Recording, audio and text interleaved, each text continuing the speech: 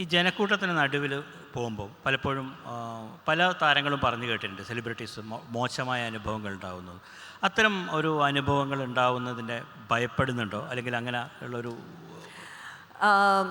ഇപ്പം ഞാൻ തന്നെ നമ്മൾ ഇനോഗ്രൽ ഫംഗ്ഷനൊക്കെ പോകുമ്പം ജനക്കൂട്ടത്തിൻ്റെ കൂടെ മറ്റ് ആക്ടേഴ്സ് ഉണ്ടാവും. അപ്പം നമുക്കറിയാം അവരെത്രത്തോളം അവരതിനെ പേടിക്കുന്നത് നമുക്ക് മനസ്സിലാവും. അവർ തന്നെ പറയും, യോ എനിക്ക് ഭയങ്കര ടെൻഷനാണ്, ഇറങ്ങിക്കഴിഞ്ഞാൽ എന്താവും, അല്ലെങ്കിൽ നമുക്ക് പെട്ടെന്ന് പോകണം, 5 മിനിറ്റ് നിൽക്കാവുള്ളൂ എന്നൊക്കെ. പക്ഷേ അതാ ഞാൻ പറഞ്ഞത്, അത് എന്നെ സംബന്ധിച്ചിടത്തോളം എൻ്റെ ഒരു സ്ഥലം പോലെയാണ്. എനിക്ക് ആ ഒരു പേടി ഇതുവരെ വന്നിട്ടില്ല.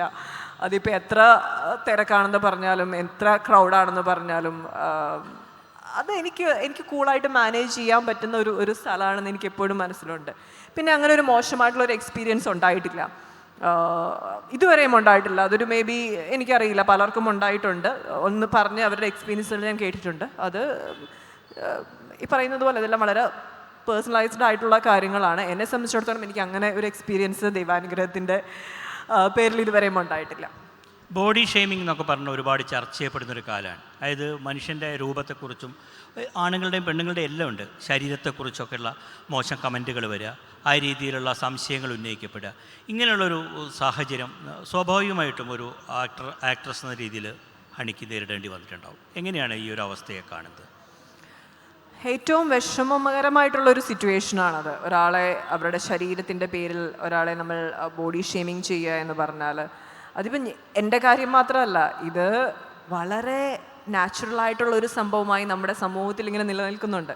അതിപ്പോൾ കളറിൻ്റെ പേരിലായാലും, അല്ലെങ്കിൽ നമ്മുടെ ശരീരാവയവങ്ങളുടെ പേരിലായാലും, അല്ലെങ്കിൽ മുഖത്തിൻ്റെ ഷേപ്പിൻ്റെ പേരിലായാലും, അങ്ങനെ പല രീതിയിൽ, ഒന്നല്ലെങ്കിൽ തടിച്ച ആളാണെങ്കിൽ അങ്ങനെ, അല്ലെങ്കിൽ മെലിഞ്ഞ ആളാണെങ്കിൽ അങ്ങനെ, ഒന്നല്ലെങ്കിൽ വേറെ രീതിയിൽ. അതൊരു എന്താ പറയുക, അതങ്ങനെ പറയാം, അതൊരു ക്വൈറ്റ് നോർമലായിട്ടുള്ളൊരു സാധനമാണ് എന്നുള്ള രീതിയിൽ ഒരു കൺസെപ്റ്റ് എവിടെയോ നമ്മുടെ തലയിലുണ്ട് എന്നെനിക്ക് തോന്നുന്നു. ഏറ്റവും മോശമായിട്ടുള്ളൊരു ചിന്താഗതിയാണ്, മാറേണ്ട ഒന്നാണ്, മാറപ്പെടും എന്നുള്ള വിശ്വാസത്തിലിരിക്കുന്നു ഞാൻ. എനിക്കറിയില്ല, അതിൻ്റെ ഏറ്റവും എന്താ പറയുക, ഏറ്റവും വലിയൊരു വിക്ടിമായിട്ടിരിക്കുന്ന വ്യക്തി കൂടിയാണ് ഞാൻ.